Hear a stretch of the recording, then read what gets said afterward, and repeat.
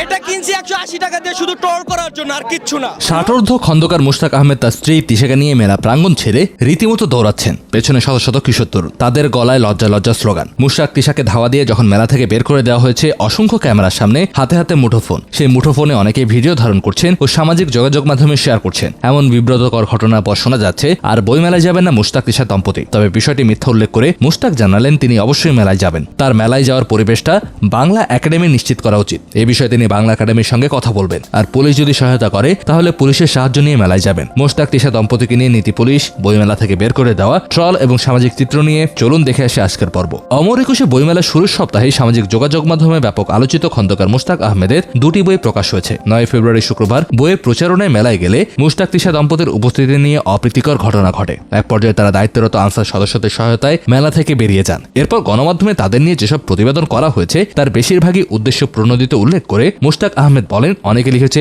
আমি বইমেলায় যাব না, আমাদের বিতাড়িত করা হয়েছে, কিন্তু বিষয়গুলো এমন ছিল না। তিনি বলেন, আমার বই প্রকাশ হয়েছে, আমি তো আবারও মেলায় যেতে চাই, কিন্তু এরকম পরিস্থিতি যেন আর সৃষ্টি না হয়। মেলা কর্তৃপক্ষ সেটি নিশ্চয় দেখবেন। যদিও আয়োজকরা বলছেন তিনি মেলায় আসতেই পারেন, তবে তাতে করে যদি মেলায় কোনো প্রতিবন্ধকতা তৈরি হয় এর সম্পূর্ণ দায় তার প্রকাশককে নিতে হবে। আসল ঘটনা হলো, কিছুদিন আগে রাজধানীর মতিঝিল আইডিয়াল স্কুল অ্যান্ড কলেজের গভর্নিং বডির সদস্য খন্দকার মুশতাক আহমেদ একই কলেজের শিক্ষার্থী সিনথিয়া ইসলাম তিশাকে বিয়ে করে আলোচনায় আসেন। এই সময় তারা একে অপরকে ভালোবেসে বিয়ে করেছেন বলে জানান। এরই মধ্যে মেলায় দুটি বই প্রকাশ পেয়েছে খন্দকার মুশতাকের। এর মধ্যে একটি বইয়ের নাম তিশা অ্যান্ড মুশতাক এবং আরেকটি তিশার ভালোবাসা। কেউ কেউ সমালোচনা করে বলছেন তাদের এই অসম প্রেম সমাজে নেতিবাচক প্রভাব ফেলছে, আবার কেউ কেউ তাদের পক্ষ নিয়ে বলছেন মেলা থেকে বিতরণ করে তাদের ব্যক্তি অধিকার খর্ব করা হয়েছে। কিন্তু আসলে কি তাই? বলা যায় এই আলোচনা সমালোচনা স্বাভাবিক, সন্দেহ নেই। অভিভাবক প্রতিনিধি হিসেবে খন্দকার মুশতাক আহমেদের একজন ছাত্রীকে বিয়ে করার মতো ঘটনা এবং সামাজিক যোগাযোগ মাধ্যমে তাদের উপর্যবরী সাক্ষাৎকার ও উপস্থিতি অভিভাবকদের মনে অস্বস্তি ও উদ্বেগের সৃষ্টি করেছে। হাইকোর্টও খন্দকার মুশতাক আহমেদকে উদ্দেশ্য করে বলেছেন, আপনি নৈতিকভাবে কাজটি ঠিক করেননি। আইডিয়াল স্কুল এন্ড কলেজের দাতা সদস্য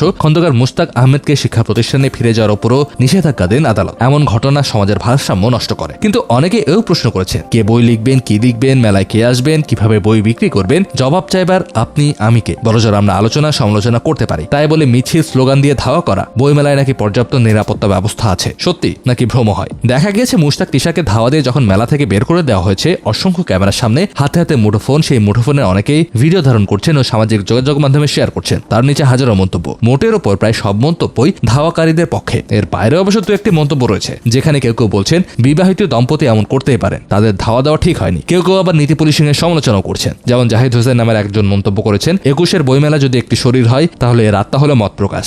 মত প্রকাশ ক্ষতিগ্রস্ত হলে বইমেলা গলার হার, কানের দুল, ফুল, বেলুন, মূর্খ আর ছাপানো কাগজ ছাড়া কিছুই থাকবে না। নীতি পুলিশ আর নৈতিকতা দফাদারদের হাতে বইমেলা ছেড়ে দিলে বাঙালির শক্তির জায়গা নড়বড় হয়ে যায়। আরেকজন লিখেছেন, এই ক্ষোভ কিংবা ভুয়া ভুয়া বলে তাদের নাজেহাল করার যৌক্তিকতা কি? অসম বয়সের বিয়ে আমাদের দৃষ্টিতে খারাপ হতে পারে, অনেকেরই এই মানসিকতা থাকতে পারে, কিন্তু মুশতাক তিশার দৃষ্টিতে এটি স্বাভাবিক। দেশের আইনও এর বিপক্ষে নয়। বিষয়টি একান্তই যার যার ব্যক্তিগত। কারো ব্যক্তিগত বিষয় আমার অপছন্দ হলে আমি তাকে কিংবা তাদের অপমান করতে পারি, এই সুযোগ আইন কিন্তু কাউকে দেয়নি। আইন সমর্থন না করলেও মুশতাক তিশার ক্ষেত্রে তাই ঘটেছে।